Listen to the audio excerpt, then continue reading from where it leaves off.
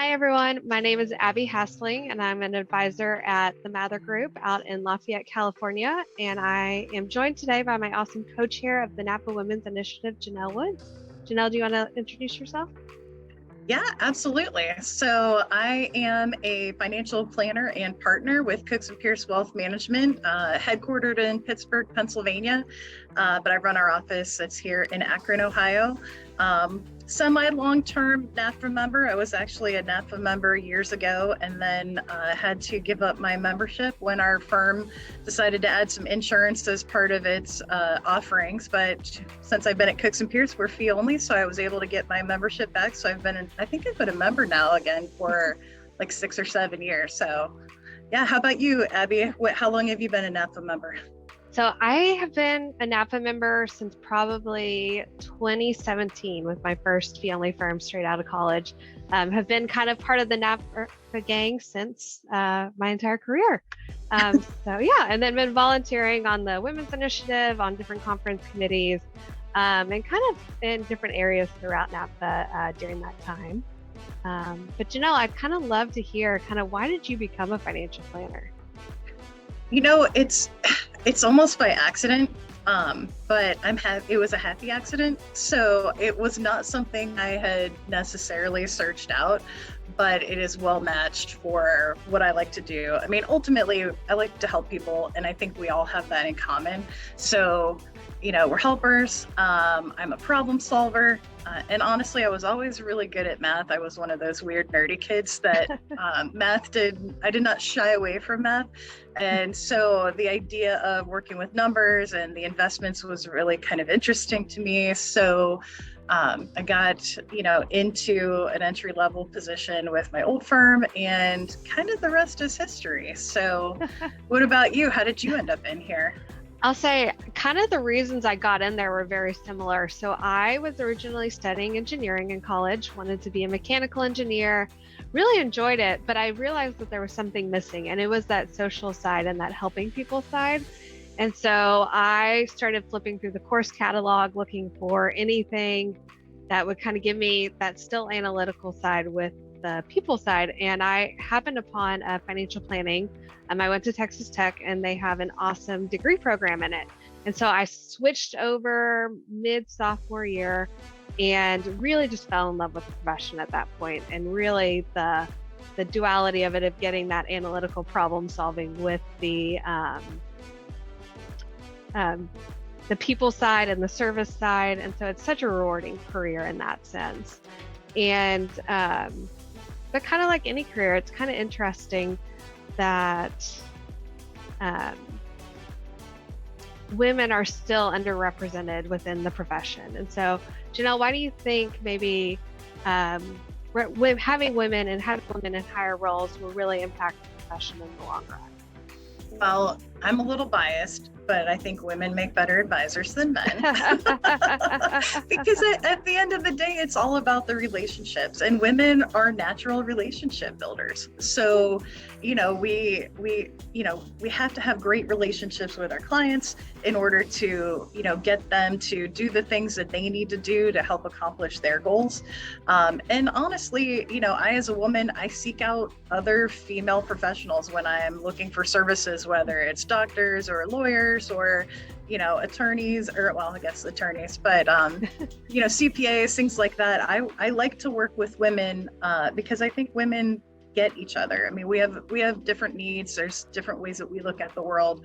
And at the end of the day, there's a lot of numbers that say women control more wealth in this country, but honestly, it doesn't really matter if your name's on the account or not. When you work with a couple, even if the wife doesn't say a word in the meeting, once they leave your office, she gets all the say. Her husband's not going to do anything that is going to make her upset. So, we need to make sure that we're talking to women, that we're understanding and connecting with them. And I just think that women like to build relationships with other women. So, what is it about, how you work that makes it, important? I guess, what else are you looking at as far as the need for women in the profession?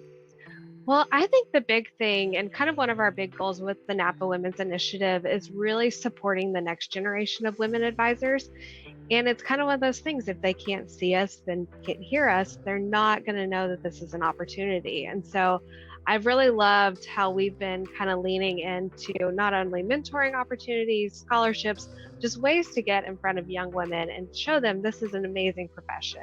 Not only on the relationship side, but great for work-life balance, great for kind of crafting and shaping it the way you want it to be. And so the more I think we get in front of women and get them into these roles, I think the more broader population, like you mentioned, women that we can serve. And in the long run, I think a more balanced kind of look of the profession, I think is going to go a long way. Yeah, I agree with you. It's important to have role models in any profession. Mhm. Yeah, Definitely.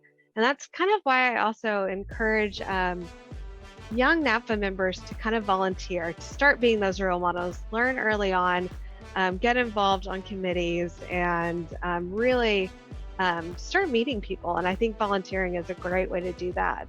How has volunteering with NAPFA kind of affected your career and your trajectory? so anytime that you connect with other professionals, it's really helpful because we all know so much and we can really learn a lot from one another. And specifically with NAPFA, you mentioned there's not a lot of women that do the kind of work that we do, and that's the case in my firm as well. And so being able to connect with other women and share ideas, discuss challenges, it is a blessing to have a sounding board of other women that you can really pull from and contribute to. And I also think that the Women's Initiative in particular, and a lot of the other areas that you can volunteer in, to your point, you can really make a difference. So specifically with the mentorship program that we've put in place, a lot of the mentees really like the ability to talk to another woman outside of their firm, where they can really kind of bounce thoughts and ideas off of without kind of any fear of repercussion. So I think it's really important to have women available in all kinds of capacities to help other women. So, but I know you've done a lot more volunteering with the conferences and things like that. So what is it about the volunteering at NAPFA that you find so valuable?